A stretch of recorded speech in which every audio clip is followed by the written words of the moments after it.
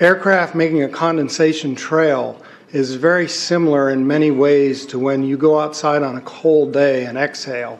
You create a condensation trail. That little cloud is a condensation trail. Now, if you take a 2-mile walk on a cold day and you can turn around and you can see your condensation trail tracking all the way back for 2 miles. That's how crazy it is to think that what we're looking in the sky is actually condensation trails. The contrails, not the chemical, the contrails occur because of cold air, minus 30. It takes high altitude, around 30,000 feet plus. There's carbon dioxide and water vapor in that exhaust. That turns to ice crystals, and that's what you see, the white stream behind it. Those white crystals of ice warm up, dissolve, and the smoke goes away. And it never lasts more than a minute. What we're seeing now, and I first could not believe it, and I started looking at the skies, and these are not normal. They're not natural. There's something going on. I don't know who it is or why they're doing it. All I can testify is it's not natural and it's not normal. It's got to be some outside influence doing that. Thank you. I'm here to give you testimony that chemtrails, they're not contrails, are indeed real. They're spraying almost every day. I watch the clouds and watch the spraying program going on. I want to tell you that we're in very great danger from the pollution that's coming down over us. And we've been led astray by the military-industrial complex, and they're responsible for the cloud's creation and weather manipulation programs. They're dark operations. That's why they're not out in the media. I look around and I see people are starting to look up and see this. Many times I've spoken about chemtrails, and I get this blank look on my face. What are you talking about? I'm saying, look up. As a pilot, before I fly, I look up.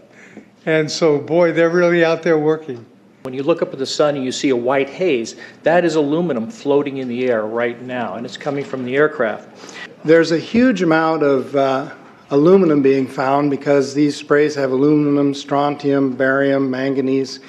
And there's a lot of argument that aluminum is very common to be found, but aluminum is only common in a bonded form. It's not common in a free form, and we're finding high rates of free aluminum in the soil, which is not natural.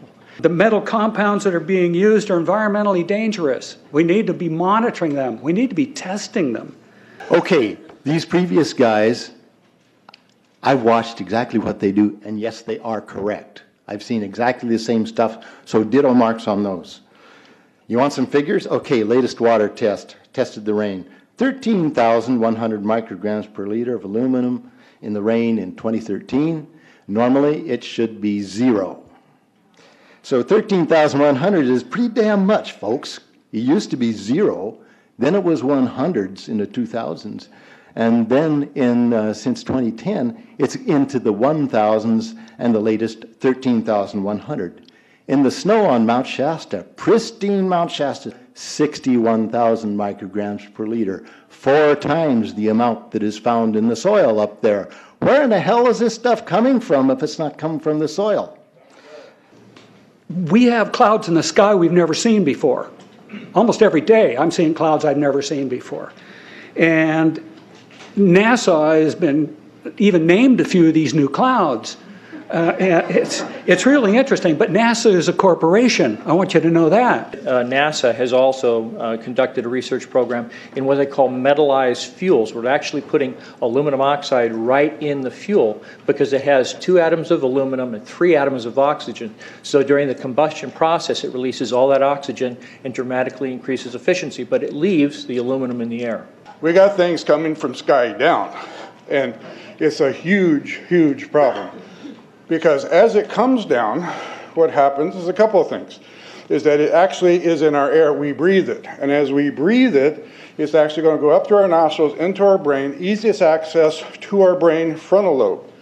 The contaminants that have been identified, which already been mentioned, are aluminum. Aluminum is the #1 free radical generator to the brain to cause early apoptosis, which is early death of brain, and it begins to set off the scar tissue, which we call the amygdalin, which is part of the chemical matrix related to Alzheimer's. I'm a neurologist practicing in Reading for 17 years, and in the past 5 years, I have seen the number of patients with Alzheimer's disease, Parkinson's, and other neurodegenerative diseases tremendously increased, almost quadruple. I became interested in chemtrails about 8 years ago when I was in Hawaii, and the Hawaiians are really being very vocal about it. I concur about the increasing number of Alzheimer's. They have been able to take the aluminum and micronize it, which means it'll stay up longer. But it also means, and I don't know if any of you have noticed some metallic taste in your mouth when they're spraying, but you inhale that, it goes up through your cribriform plate and through your sinuses and into the brain. As you heard, to spray nanoparticles, very small particles. These nanoparticles, they basically trigger a programmed cell death in the brain, and that is the ultimate path we see in Alzheimer's. That's problem number one, because when we look at the Alzheimer issue, we say those are the old. The real problem is, and the real scare I have, is as I am a father of 2, I'm a grandfather of 3. So the drama is our children. ADD started in the 70s. Autism was not on the radar. There was no documents, there was no information. It was 1 in 100,000 children. Today, what we have is 1 in 48 boys. I was part of the early group that was looking for aluminum in ADD and ADHD. And all of those children that started to develop those phenomena had high levels of aluminum. When we figured out protocols to detox them out, to free the body of those particular contaminants, what happened is that their brains came back. When we do this to the age, it doesn't come back as quick, but it will come back. But I'm seeing Alzheimer's in 56 years old. Back in the 70s, Alzheimer's when you were 80. If you remember 8 to 10 years ago, there was this big move to get rid of aluminum from underarm deodorant because it would cause Alzheimer's. Look what they're doing to us now. I want to give you a little bit of history on the background behind nanoparticles has been described before. A nanometer is 1/1000th of a meter. It's very small. In fact, if you have particles, say, that are 40 or 50 nanometers across, you can take and line 50 of them up next to a single red blood cell. These things are extremely tiny. They're pervasive. The collapse and decrease of agriculture is something I worry about even more than the previous info about autism and Alzheimer's. Believe me, I'm seriously concerned with what I'm watching. As a wildlife biologist, I've been watching the ecosystem collapse. When you lose all your stream organisms, when you have aluminum overload in your streams, you're killing your microbial bacteria and you're disrupting the entire ecosystem. So it goes way beyond just a little bit of pollution. How did Monsanto know to create aluminum-resistant plants? I don't think I've heard anybody ask that question. Okay. Insects. I've done studies in Siskiyou County.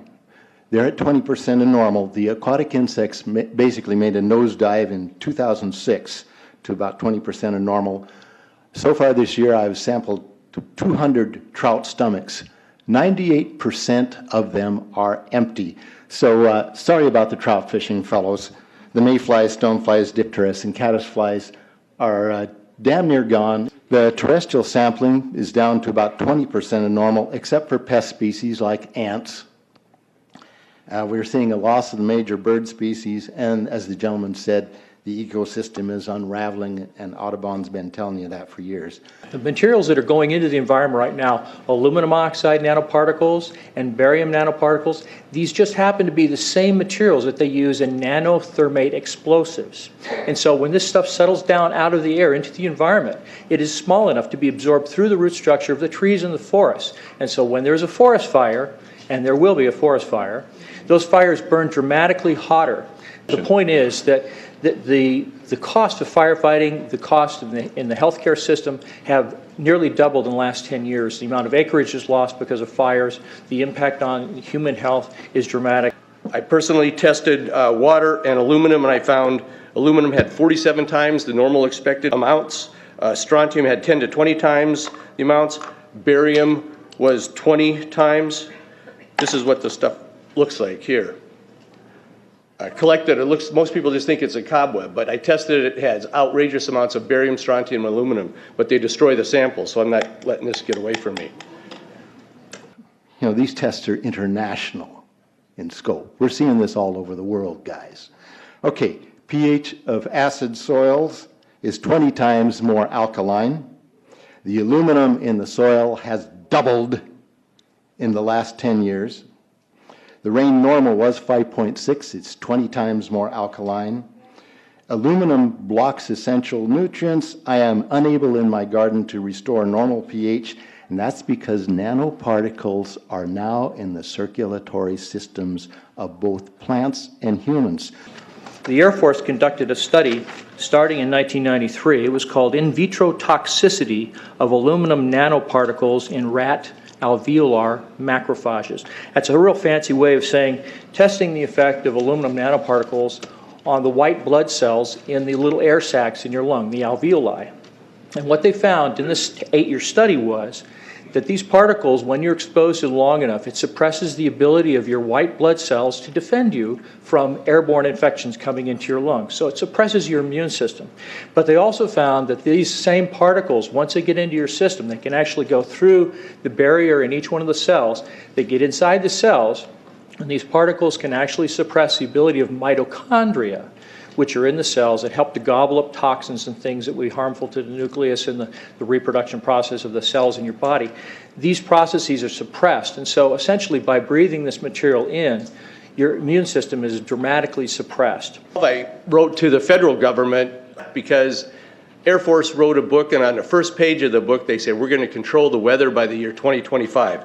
I asked them, what are they doing spraying these chemicals on the public? I said, there's violation of United States Code 50 USC 1520, which prohibits the American government from experimenting on the U.S. citizens with chemical agents. I said that law also requires who's ever experimenting, when the federal government does it, that they have to report to Congress within 30 days. They wrote back, they said they don't know what I'm talking about. We have enough evidence that there's a spraying going all over the place. We were warned about the takeover of our freedoms by the military-industrial complex by both Eisenhower and Kennedy. They're gaining traction on us, folks. We are in trouble more than just a spraying program. All I can say is it's about time we get up in arms about this, because it is affecting our health. It's high time that we as citizens of this great country take action. Board of Supervisors in Suffolk County, New York, they outlawed geochemical engineering. Hawaii passed an ordinance prohibiting geochemical engineering.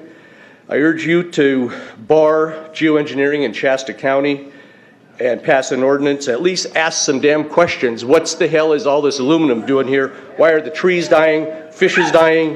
Why is there Alzheimer and aluminum spiking? And why are these fibers on the ground here in Shasta County? Thank you. Thank you, Mr. Marmon. Today, the Shasta County Board of Supervisors has been the beneficiary of some sincere, passionate, and knowledgeable comments. And I thank you for those.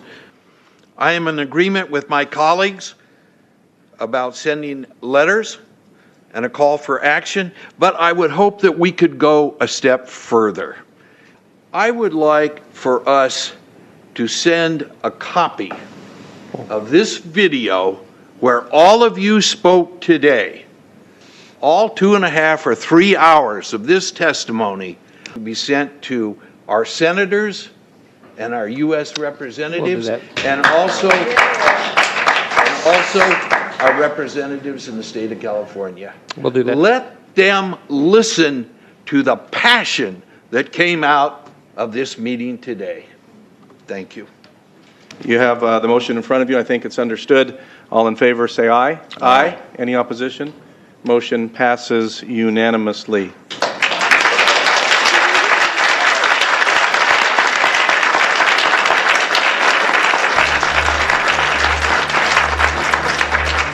It wouldn't surprise me at all if the response is one that exceeds far the boundaries of Shasta County in terms of the platform that is offered, as evidenced by those who attended today from around the world.